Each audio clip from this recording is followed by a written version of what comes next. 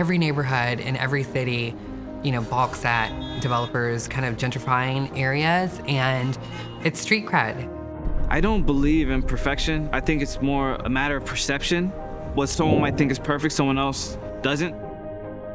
I really want what I create to feel like it's coming directly out of my imagination. The rawness and the detail, the way he portrays the women, there's a level of sexuality that sometimes is missed by male artists. I had been approached by Melania about possibly purchasing a picture of one of my murals that they liked, and they wanted to put it in one of their offices. So I came across Eric's work last year. I was kind of just strolling through Cabbagetown, just looking at all the pieces from Forward Warrior, and I noticed one in particular that was on a fence, and it was super colorful and vibrant, and it was just a bunch of elephant trunks kind of intertwined, and we couldn't get like a high-res, image of his artwork. So shortly after that, he reached out. And I was expressing to her how I wanted to paint something, significant somewhere along the belt line, and she was like, I'm gonna help you out. I have a close relationship with the developers here, and so went back and forth, several calls, several emails, and finally the owners allowed Eric to kind of, They let me do whatever I wanted.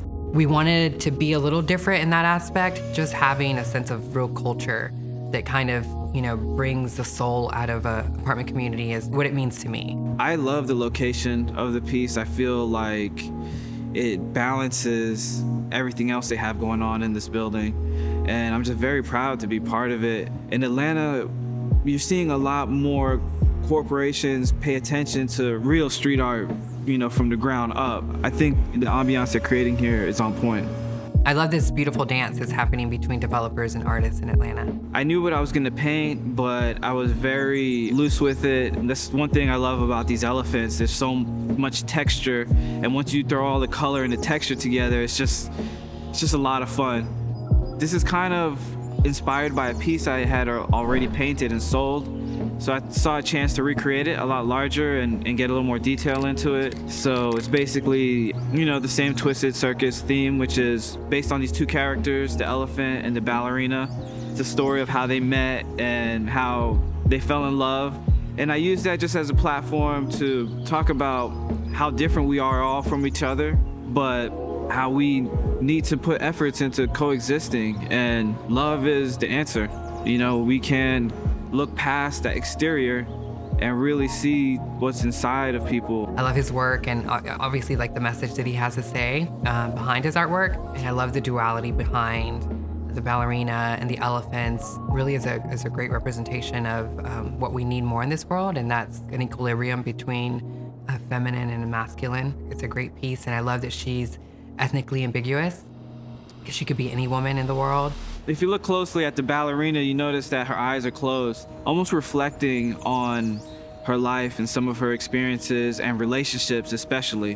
Whether it be like a romantic relationship or even a family member, and how your memories can comfort you, how your memories can motivate you, how you reflect on your own past defines who you are today and pushes you forward. It's just a reflection on life and the way I see things. I love the fierceness behind it, yet the delicateness that he adds. It's a really great touch. I feel like he uses every color in his work. Just from like the smallest little dot, it's a kaleidoscope of imagination. He goes between street art to portraits to body paint, and it just shows the level of creative dexterity that he has. He is in the grind, he goes to the different shows, he supports other artists, and he's one of our hidden gems for Atlanta. Open your eyelids, you've never seen anything like this.